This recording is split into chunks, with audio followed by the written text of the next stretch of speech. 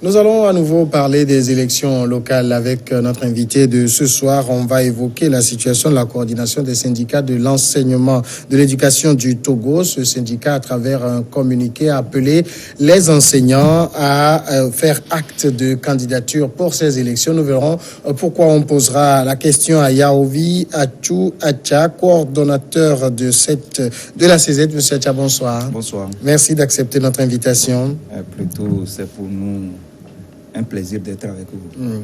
Alors, on a lu le communiqué de la CZ, mais avant cela, plus globalement, les élections locales s'approchent. Aujourd'hui même, où nous sommes en train de parler, la révision des listes électorales a démarré. Tout cela, de quel regard, vous, en tant que coordination des syndicats de l'éducation, vous observez cela? Vous savez, il s'agit des élections locales, donc des élections qui permettront d'élire des conseils municipaux, ceux-là qui vont participer au développement de leur milieu immédiat. Et c'est des actes citoyens que ces derniers vont poser, et nous pensons que toute organisation responsable doit contribuer à ce que l'organisation de notre pays sous forme de commune soit une réussite. C'est une façon à l'État de déléguer une partie du pouvoir à la communauté pour sa propre gestion, la gestion de sa propre localité. Voilà. Donc, partant de ce fait, la CZ a estimé qu'il ne faudrait pas empêcher un enseignant, pour une raison quelconque, de participer à ces élections. Nous avons mûri des réflexions, nous avons discuté âprement au niveau de la coordination et au niveau du conseil des délégués, et le communiqué est sorti. Est-ce que vous êtes en train de faire de la politique? Faire la politique, ça dépend de ce que vous mettez dans faire la politique. Si demandez aux citoyens enseignants de contribuer, de participer aux initiatives de développement de leur localité, c'est ça que vous appelez faire la politique, alors j'ai dit oui. Mais là, vous envoyez ces enseignants aller à la conquête d'un certain pouvoir, parce qu'au-delà de tout, c'est aussi un pouvoir. Si il faut empêcher plutôt l'enseignant d'aller à la conquête de ce pouvoir dont nous parlons, qui concerne le développement de leur milieu immédiat, nous pensons que c'est en cela qu'on peut se dire que nous faisons des erreurs. Vous savez, vous allez arriver dans certaines localités, sur le plan niveau d'études, vous verrez seulement l'enseignant et le médecin ou l'infirmier. Et c'est l'enseignant qui forme, il est comme l'éclaireur dans son milieu. Et déjà même bien avant l'organisation de ces élections locales, les enseignants font souvent partie des comités de développement des milieux. Vous comprenez? Le problème s'est posé à la coordination parce que nous avons parmi nous des gens doués de talent, des gens potentiellement prêts à postuler et à se faire élire pour ces postes-là. Bon, il s'est posé la question du pas qu'il faut considérer entre le syndicalisme et la politique. Nous disons, nous nous sommes abstenus depuis longtemps de prendre position par rapport aux élections et tout. Vous auriez constaté que lors des législatives, nous avons gardé l'écart. Mais ici, tel que les délégués ont posé le problème, il fallait qu'on y réfléchisse. Et à la fin, il a été dit de permettre à nos délégués, s'ils veulent bien sûr, postuler pour ces élections-là. Parce que ça ne gêne en rien. Plutôt, ça renforce que de savoir que les enseignants ont pris leurs responsabilités dans la gestion de la chose publique. Mais on sait, par exemple, si on se situe à un niveau plus élevé, au niveau des législatives, par exemple, on sait qu'on a beaucoup d'enseignants qui sont députés. Mais là, vous restez muet, vous ne dites rien. Quand ces élections arrivent, vous ne donnez aucune consigne. Je te remercie, tu me rappelles un fait. Vous savez, dans notre processus, dans le processus d'élaboration du statut particulier de l'enseignant, nous sommes passés par l'Assemblée. Parce que là, il fallait qu'une troisième personne vienne départager et les syndicats et le gouvernement par rapport à certains articles du statut particulier. Et le fait qu'on ait des enseignants au Parlement, nous avons fait ces lobbying-là dans la soirée, quelques jours avant, et je vous assure que ça a aidé. Les articles sont passés, ont été amendés en tenant compte des aspirations des enseignants. Et c'est une raison de plus. C'est que nous n'avons pas la culture. Nous nous disons tout le temps qu'il faudrait qu'on fasse attention le syndicaliste ne doit pas faire la politique, c'est vrai. Moi, en tant qu'Achuacha, je ne peux pas vouloir être le représentant d'un parti politique. Surtout émanant de l'État et l'afficher clairement, défendre les intérêts de l'État. Or, souvent, qu'est-ce que nous constatons? Entre les syndicats et le gouvernement, c'est une relation le plus souvent conflictuelle. Si tout de suite tu appartiens à l'autre bord et que tu veux défendre aussi les intérêts des travailleurs, et tu rentres en conflit contre tes propres intérêts. Et c'est en cela qu'on dit le syndicaliste ne doit pas faire la politique. Et nous l'acceptons parce que, en tant que premier responsable, nous disons qu'il faudrait qu'on garde notre neutralité. Mais ne pas empêcher quand même nos frères et nos jeunes frères enseignants qui nous accompagnent, il faut le dire syndicalement, de s'épanouir un jour ou bien d'opter pour le développement de leur milieu. C'est ça un peu. Oui, mais par exemple, lors des législatives, on n'a pas vu la CZ demander aux enseignants ne serait-ce que de faire acte de candidature s'ils ont envie de le faire et qu'ils seront soutenus par la coordination. C'est des degrés de responsabilité politique. Nous estimions que les législatives, au niveau des législatives, le degré d'engagement politique est plus élevé qu'au niveau de ces élections-là dont nous parlons. Et nous apprenons, nous partons de quelque part pour apprendre. Si nous nous sommes abstenus, mais il y a des candidats qui se sont présentés en tant qu'enseignants, que ce soit au niveau des partis politiques ou au niveau des indépendants. Nous avons vu ces réalités-là. Mais nous n'avons pas pris position. Mais le problème, cette fois-ci, s'est posé et qu'il fallait en débattre au niveau de notre organisation. Et aucun Togolais ne peut condamner un citoyen. C'est des actes de citoyenneté. Aucun Togolais ne peut condamner un citoyen parce que ce dernier veut participer au développement de son milieu. Je ne sais pas si c'est aussi faire de la politique. Là, c'est de la bonne politique que les enseignants sont en train de vouloir faire. Et nous devons les encourager.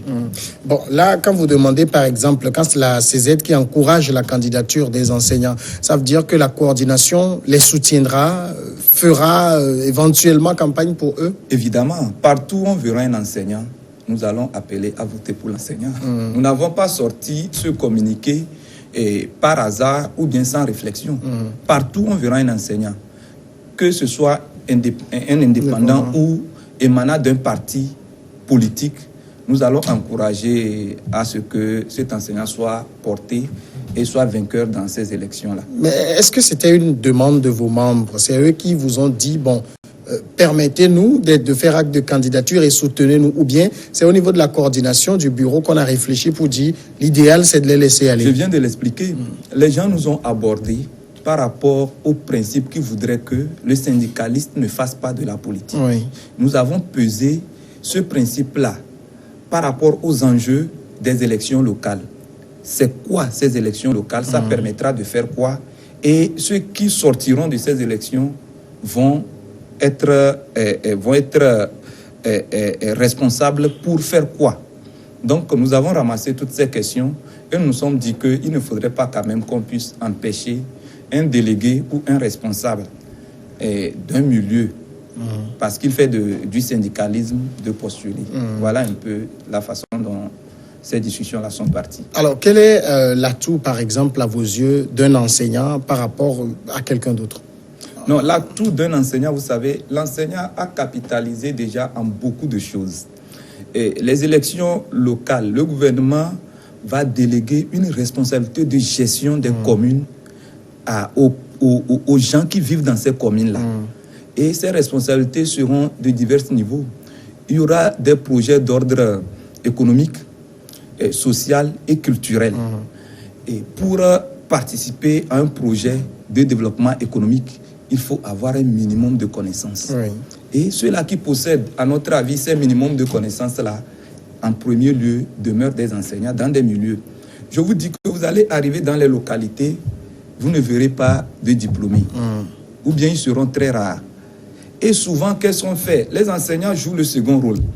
Ils sont membres des bureaux de vote pour aider, entre guillemets, ceux-là qui ont été leurs élèves et n'ont pas brillamment reçu à l'école, pour aider ces derniers-là à devenir des gens qui reviendront donner des ordres dans la gestion de la chose publique. Et l'enseignant est à l'écart. Nous disons non. C'est vrai, à notre niveau, nous nous abstenons actuellement pour ne pas frustrer ou semer de la confusion entre les esprits, mais nous ne pouvons pas empêcher nos camarades enseignants qui veulent postuler à ces élections-là de le faire. Voilà. Mais devenir, par exemple, conseiller municipal, c'est aussi une grande responsabilité. Mais ils sont d'abord des enseignants, ils doivent travailler dans leur localité. Bien sûr. Voilà qu'ils sont élus conseillers municipaux et ils vont quand même continuer par être enseignants. Dans leur milieu, je ne suis pas sûr qu'on va leur arracher des heures de service. Peut-être on aura des équations pour réduire peut-être leur heure ou une certaine souplesse au niveau de leur activité professionnelle. Mais ils iront quand même dans les écoles. Et le développement aussi passe par les écoles. J'allais dire passe beaucoup plus par les écoles.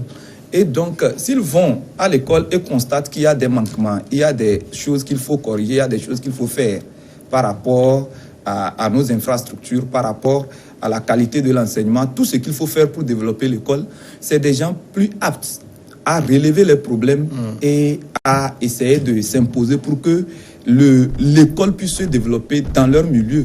Et vous savez, d'ici peu, c'est sûr que les enseignants seront formés avant d'être envoyés sur le terrain, en tenant compte des nouvelles dispositions du statut particulier.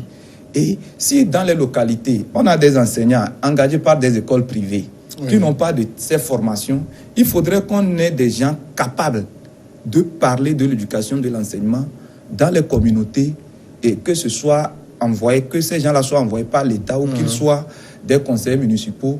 Nous trouvons en là des moyens de faire des lobbies dans les communes pour que l'école se développe. Alors, quand la CZ parle de candidature des enseignants, est-ce que vous parlez uniquement des enseignants du public? C'est vrai, nous sommes une organisation syndicale et nous regroupons les enseignants du public. C'est ça. Et ce que nous mettons dans enseignants, par définition au sens large, c'est tous ceux qui transmettent la connaissance. Mais nous donnons la priorité à ceux-là qui font partie de notre organisation, ceux-là qui sont enseignants appartenant à l'État. Oui. Alors, si je pose la question ainsi, c'est parce que ces enseignants, vous connaissez les conditions quand on appartient à l'État, on est à la disposition de l'État et on peut être affecté à n'importe quel moment. Bon, quand vous les envoyez faire acte de candidature et éventuellement d'être élus conseillers municipaux, l'État peut les affecter et ça posera l'État problème. Les affectait avant que nous ne sortions notre communiqué. Bien sûr. Non, je ne dis pas que l'État va les affecter à cause de votre communiqué, mais les prérogatives d'affectation appartiennent à l'État et le conseiller municipal qui est affecté, c'est un manque pour le milieu où il est élu. Et là, l'État devait prendre des dispositions pour dire que les enseignants ne doivent pas se présenter et les enseignants ne sont pas concernés par le développement local. Et aucune loi n'interdit à un enseignant de participer au développement de son milieu. Vous comprenez? Si les enseignants sont élus, vous allez voir beaucoup d'enseignants cooptés par les partis politiques pour ces élections-là. C'est qu'il n'y a pas d'interdit qui puisse porter un coup à l'enseignant. Actuellement, il y a des dispositions pour ne pas affecter les enseignants n'importe comment. Et pire encore, si la personne a une responsabilité dans son milieu, et vous, journalistes, même si cela arrivait, vous devez pouvoir peser de votre poids pour que l'enseignant reste dans son milieu pendant son mandat. Alors maintenant, quand vous dites que vous allez vous encourager leur candidature, j'ai posé tout à l'heure la question, vous avez dit vous allez éventuellement les soutenir lors de la campagne. De quelle nature va être ce soutien-là? De quel ordre? Ce soutien sera de diverses natures. Même rester appelé aux gens de voter pour les enseignants, c'est déjà un soutien. Et si nous avons les moyens, nous allons organiser des formations à l'endroit de ces enseignants-là. Peu importe leur bord politique, nous allons organiser des formations. Nous allons faire en sorte que ces enseignants puissent maîtriser des outils de gestion de la localité et ce qu'on appelle processus d'élection locale. Nous allons œuvrer aussi, nous pouvons nous déplacer, aller sur le terrain, faire ce que nous appelons nos AG là, pour soutenir les enseignants. Dans tous les cas, dans notre bagage, nous avons beaucoup de stratégies que nous ne sommes pas forcés de dévoiler ici, mais vous verrez que nous allons œuvrer pour que l'image de l'enseignant ne soit pas, ou bien l'enseignant ne joue plus dans sa communauté un second rôle. Mais vous avez dit nous allons, mais les locales, c'est dans à peine un mois et demi. nous sommes sur le même pied d'égalité que les autres partis politiques. Ça a commencé au même moment pour tout le monde. Nous ferons ce que nous pouvons faire pendant ce temps-là. Au même moment, les enseignants auxquels vous vous adressez sont aussi membres de formation politique, hein, ne l'oubliez pas. Oui, bien sûr. C'est pourquoi nous disons, nous encourageons la candidature des enseignants. Voilà. Peu importe leur bord politique.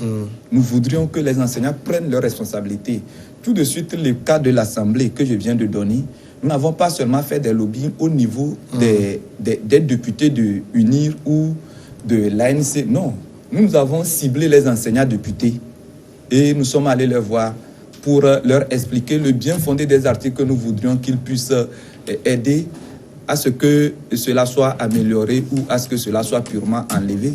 Nous n'avons pas considéré leur casquette politique pour faire la démarche. Mais est-ce que vous n'avez pas des craintes, par exemple, quand vous avez un enseignant qui se reconnaît dans le parti au pouvoir, ou un autre, je ne sais pas moi, qui se reconnaît dans le MPDD, dans le NET ou dans tout ce que vous voulez.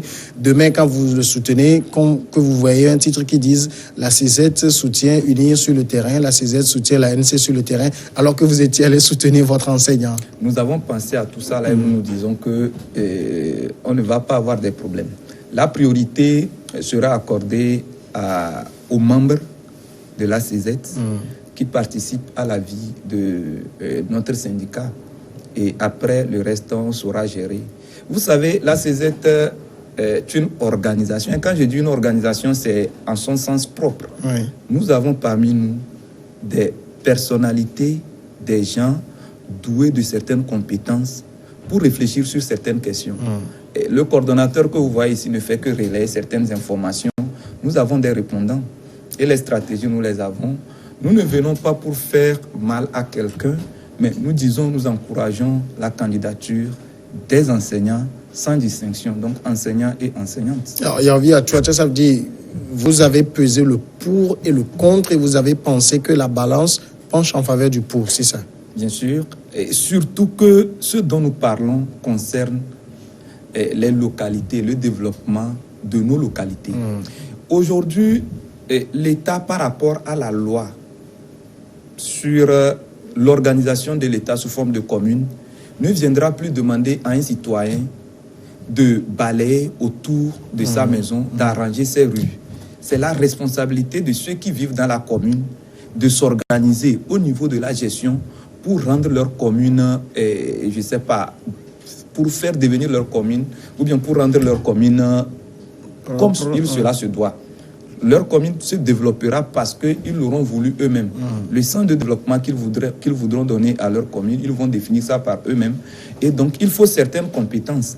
L'État sûrement va envoyer des gens, mais il faudrait que nous puissions nous-mêmes nous intéresser à la chose pour que le développement ne soit plus une histoire de centralisation du pouvoir à un niveau donné, pour que nous puissions être concernés directement et participer à ce développement-là. Yarvi Atouacha, merci d'être passé dans cette émission. Merci à vous pour tout.